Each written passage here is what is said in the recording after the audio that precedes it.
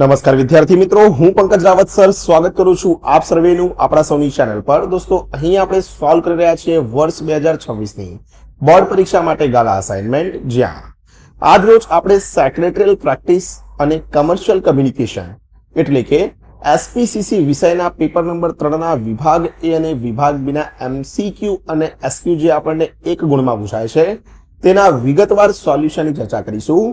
ફટાફટથી હર હંમેશની જેમ આપ સર્વે વિદ્યાર્થી મિત્રો આ વિડીયોને લાઈક અને શેર કરીને બન્યા રહેજો વિડીયોમાં અંત સુધી, જેથી કરીને અત્રે સમજાવેલા આ મહત્વપૂર્ણ સોલ્યુશનની અંદર એકદમ વિગતવાર રીતે આપ સર્વે વિદ્યાર્થી મિત્રોને ખ્યાલ આવી શકે। આ સિવાય જો આપ શ્રી છો આપણી ચેનલ ઉપર નવા અને હજુ સુધી ચેનલ ઉપર નથી જોડાયા તો નીચે આવેલા લાલ કલરના સબસ્ક્રાઇબ બટનને દબાવીને ચેનલ ઉપર જોડી દેજો તથા બાજુમાં આવેલા બેલ આઇકનને કરી દેજો ઓલ પર સેટ, જેથી કરીને ભવિષ્યમાં આવનારા ધોરણ 12 અને ગાલા અસાઇનમેન્ટના સોલ્યુશન સંબંધિત આવા જ મહત્વપૂર્ણ વિડીયોઝ સૌથી પહેલા વિદ્યાર્થી મિત્રો આપને જોવા મળતા રહે। આ સિવાય દોસ્તો અહીંયા સોલ્યુશનની શરૂઆત કરું તેની પહેલા જણાવી દઉં કે આપણે અન્ય ઘણા બધા ગાલા અસાઇનમેન્ટ્સના સોલ્યુશન્સના વિડીયોઝ તૈયાર કરેલા છે। હજુ સુધી જો આપ શ્રીએ તે તમામ વિડીયોઝને નિહાળ્યા હોય તો નીચે ડિસ્ક્રિપ્શન બોક્સની અંદર, કમેન્ટ બોક્સની અંદર કે પછી ઉપર આવેલા આઈ બટન દ્વારા તમને તે વિડીયોઝ જોવા મળી જશે। ત્યાંથી તે વિડીયોઝને અચૂકથી નિહાળજો। ચાલો મિત્રો, વધુ વાર ન કરતા શરૂઆત કરીએ છીએ પ્રશ્નપત્ર નંબર 3 ના વિભાગ એ થી। હર હંમેશની જેમ સૌથી પહેલા ભાઈ આપણને વિકલ્પો જે છે તે અહીંયા આપવામાં આવેલા છે। પહેલો વિકલ્પ જે આપણને અહીંયા જોવા મળે છે તે છે કે ભાઈ પહેલું, બેંક સાથેના પત્ર વ્યવહારમાં જ્યારે પણ નાણાંની કોઈ રકમનો ઉલ્લેખ થતો હોય ત્યારે તે કેવી રીતે લખવી જોઈએ? માર્ચ 2022 અને માર્ચ 2024 ની બોર્ડ પરીક્ષામાં અંતમાં પૂછાયેલો પ્રશ્ન છે, તો અહીંયા યાદ રાખીશું કોઈ પણ નાણાંની રકમનો જ્યારે પણ ઉલ્લેખ થાય ત્યારે તેને આંકડા અને શબ્દો બંનેની અંદર લખવામાં આવે છે। વિકલ્પ નંબર સી ભાઈ આપણા માટે સાચો ઉત્તર અહીંયા બની જશે। બીજું છે, વેપારીએ નિકાસ પરવાનો મેળવવા માટે કોને ઉદ્દેશીને પત્ર લખવામાં આવે છે? જૂન 2024 ની બોર્ડ પરીક્ષાનો ભાઈ અહીંયા પ્રશ્ન છે, તો યાદ રાખીશું અહીંયા કે વેપારીએ નિકાસ પરવાનો મેળવવા માટે the joint director general of foreign ટ્રેડને જે છે તે ઉદ્દેશીને પત્ર ભાઈ અહીંયા લખવામાં આવે છે। ત્રીજું છે, પરિપત્ર દ્વારા કયા પ્રકારનો દ્રષ્ટિકોણ સ્પષ્ટ કરવામાં આવે છે? જુલાઈ 2023 ની બોર્ડ પરીક્ષાનો પ્રશ્ન છે, તો વહીવટી અને વ્યવહારિક પ્રકારનો દ્રષ્ટિકોણ આપણો દોસ્તો અહીંયા જે છે તે સાચો જવાબ બની જશે। ચાલો ત્યારબાદ આગળ વધી આપણે અહીંયા વિકલ્પ નંબર 4 તરફ। ચોથા વિકલ્પમાં દોસ્તો આપણને એ કહેવામાં આવેલું છે કે આરોગ્ય સાથે સંકળાયેલી વીમા પોલિસીને કયા નામથી ઓળખવામાં આવે છે? જુલાઈ 22 અને જૂન 25 ની બોર્ડ પરીક્ષાનો પ્રશ્ન છે, તો આરોગ્ય સાથે સંકળાયેલી જે વીમા પોલિસી છે તેને આપણે મેડિક્લેમ વીમો જે છે તે અહીંયા કહીએ છીએ। પાંચમું છે, જ્યારે કોઈ સંસ્થા કે કંપની દ્વારા અન્ય કોઈ સંસ્થાને કે કંપનીને કામ કરવાનો પરવાનો આપવામાં આવે તો તે પ્રક્રિયાને શું કહેવાય છે? અહીંયા જુલાઈ 23 ની બોર્ડ પરીક્ષાનો પ્રશ્ન છે, આને આપણે ભાઈ ટેન્ડરિંગ તરીકે જે છે તે ઓળખીએ છીએ, બરાબર। અને કોકને આપણે કામ સોંપીએ કોઈ અન્ય સંસ્થાએ તો આને આપણે ટેન્ડર સોંપેલું છે એવું કહી શકાય। છઠ્ઠું છે, પ્રેઝન્ટેશનમાં કોણ કેન્દ્ર સ્થાને હોવું જોઈએ? વિચારો કેટલી વાર પૂછાયેલો પ્રશ્ન છે ભાઈ, જુલાઈ 2022, માર્ચ 2023 અને માર્ચ 2024 ની બોર્ડ પરીક્ષાનો પ્રશ્ન। પ્રેઝન્ટેશનમાં હંમેશા પ્રેક્ષકો જે છે તે અહીંયા કેન્દ્ર સ્થાને હોવા જોઈએ।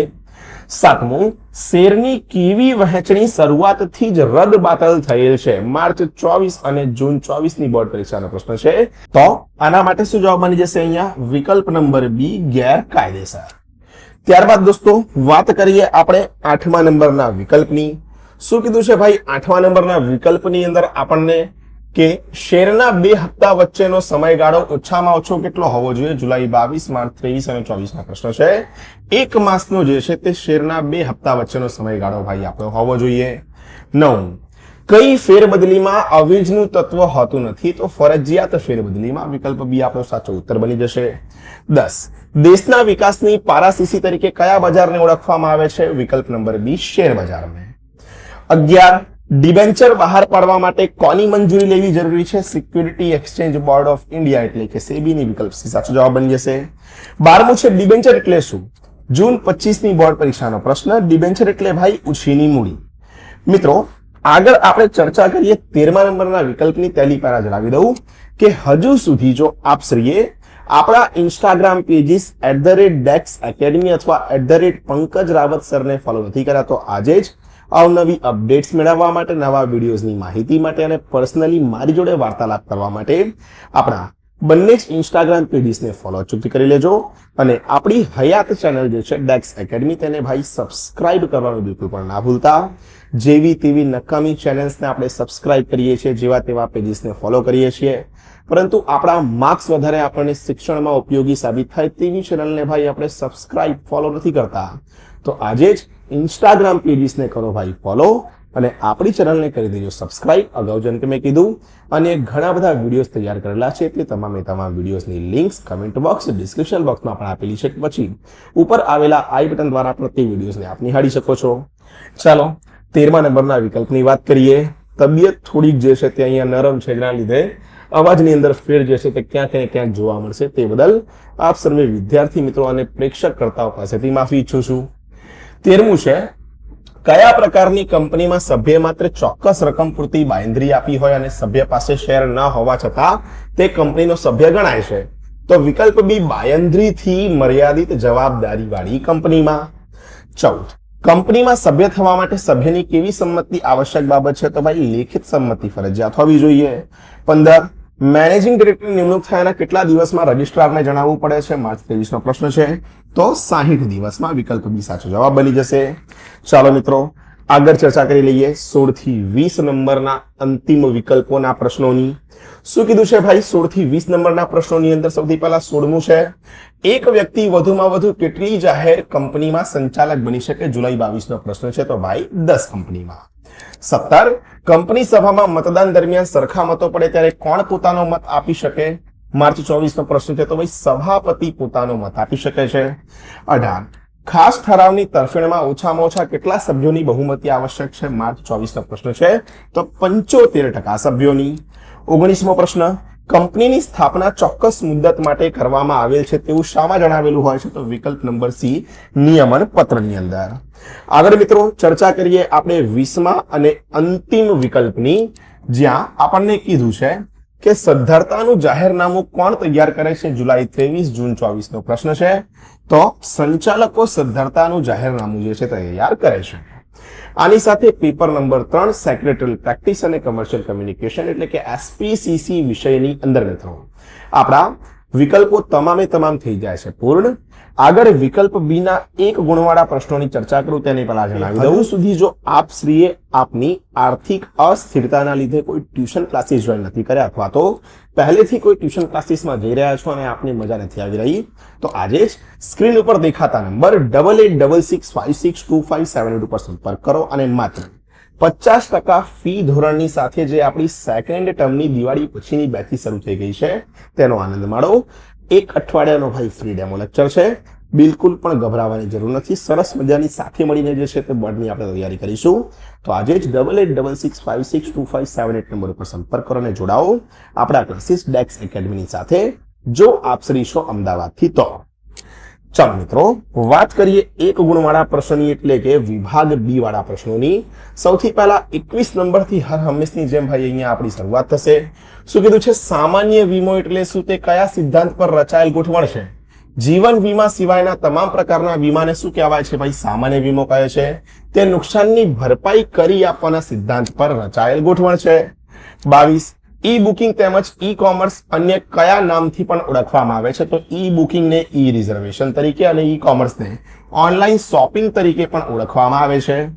ત્યારબાદ 23, રજૂઆત કરનારા તેમજ રજૂઆતના હેતુના અનુસંધાનમાં પ્રેઝન્ટેશનના પ્રકારો જણાવો. ચાલો સમજી લઈએ અહીંયા. તો ખાસ મહત્વપૂર્ણ, સહેજ લાંબો બની જાય એવો પ્રશ્ન છે કે રજૂઆત કરનારાના અનુસંધાનમાં પ્રેઝન્ટેશનના 2 પ્રકારો છે. પહેલું વ્યક્તિગત રજૂઆત અને બીજું જૂથ રજૂઆત. રજૂઆતના હેતુના અનુસંધાનમાં પ્રેઝન્ટેશનના પાછા 5 પ્રકારો છે. કયા કયા 5 છે પાછા? માહિતીપ્રદ રજૂઆત, સૂચનાત્મક રજૂઆત, જાગૃતિ લાવનાર રજૂઆત, સમજાવટભરી રજૂઆત અને નિર્ણયાત્મક રજૂઆત. ત્યારબાદ 24 નંબરનો પ્રશ્ન, વચગાળાનું ડિવિડન્ડ એટલે શું? સામાન્ય રીતે તે કેવી રીતે આપવામાં આવે છે? માર્ચ 23નો પ્રશ્ન છે. કંપનીની 2 વાર્ષિક સામાન્ય સભાઓ વચ્ચેના ગાળા દરમિયાન જાહેર થતા ડિવિડન્ડને વચગાળાનું ડિવિડન્ડ કહેવામાં આવે છે. સામાન્ય રીતે વચગાળાનું ડિવિડન્ડ અર્ધવાર્ષિક તરીકે આપવામાં આવે છે. કેવી રીતે ભાઈ? અર્ધવાર્ષિક તરીકે. ચાલો ત્યારબાદ ભાઈ 25મા નંબરના પ્રશ્નની આપણે ચર્ચા કરી લઈએ. શું કીધું છે 25મા નંબરના પ્રશ્નની અંદર કે શેર જપ્તી અને શેર સોંપણી એટલે શું? માર્ચ 22, જુલાઈ 22 અને જૂન 25 ની બોર્ડ પરીક્ષાનો પ્રશ્ન છે ભાઈ. તો શેર જપ્તી એટલે કાયદેસર રીતે મંગાવેલા બાકી હપ્તા નહીં ચૂકવવાના કારણે આર્ટિકલ્સની ગેરકાયદેસર વિધિ મુજબ કંપની દ્વારા શેર હોલ્ડરે આજ દિન સુધી શેર પર ભરેલી રકમ જપ્ત કરવી અને તેનું નામ સભ્યપત્રકમાંથી રદ કરવું અને તે શેર હોલ્ડરના સભ્યપદનો ફરજિયાત અંત લાવવો. સામાન્ય અર્થમાં શેર સોંપણી એટલે કંપનીને શેર પ્રમાણપત્ર પરત કરવું. શેર સોંપણી એટલે શું? કંપનીને શેર પ્રમાણપત્ર પરત કરવું. 26 NSDL અને CDSL નું પૂરું નામ નેશનલ સિક્યોરિટીઝ ડિપોઝિટરી લિમિટેડ અને સેન્ટ્રલ ડિપોઝિટરી સર્વિસ લિમિટેડ. બરાબર, આ બંને NSDL અને CDSL ના પૂરા નામ. કોઈ કે સાહેબ મારે ગુજરાતીમાં લખવું છે તો લખી શકો છો ભાઈ, તમારો વિકલ્પ છે. બરાબર, તમારી ચોઈસ છે, તમે લખશો તો ખોટું પડવાનું નથી. 27 શું છે? કંપનીએ ડિબેન્ચરની અરજી અને નાણાં સ્વીકારવા માટે કઈ બેંકમાં ખાતું ખોલાવવું પડે છે? જુલાઈ 23 નો પ્રશ્ન છે, તો યાદ રાખીશું. કંપનીએ ડિબેન્ચરની અરજી અને નાણાં સ્વીકારવા માટે શેડ્યુલ્ડ બેંકમાં ખાતું ખોલાવવું પડે છે. ચાલો છેલ્લા 3 પ્રશ્નો 28 થી 30 નંબરના અને ત્યારબાદ પેપર નંબર 3 આપણું થઈ જશે ભાઈ અહીંયા પૂરું. શું કીધું છે ભાઈ? સૌથી પહેલા 28મા નંબરના પ્રશ્નની અંદર કે સંચાલક તરીકે કોને નિમી શકાય અને કોને ન નિમી શકાય? જુલાઈ 22 નો પ્રશ્ન છે. કંપની ધારાની જોગવાઈ મુજબ સંચાલક તરીકે માત્ર કરાર કરવાને લાયક હોય તેવી જીવંત વ્યક્તિને જ નિમી શકાય. કંપનીમાં સંચાલક તરીકે ભાગીદારી પેઢી, ટ્રસ્ટ, વ્યક્તિઓનું મંડળ કે અમૂર્ત વ્યક્તિત્વ ધરાવતી કંપનીને સંચાલક તરીકે નિમી શકાય નહીં. જે હાજરા હજુ છે બરોબર એને રાખો. બરોબર, જે કૃત્રિમ રીતે છે એમને આપણે રાખી શકતા નથી. 29 સભાપતિ કોને કહેવાય છે? તેનું કાર્ય શું છે? માર્ચ 22 નો પ્રશ્ન છે.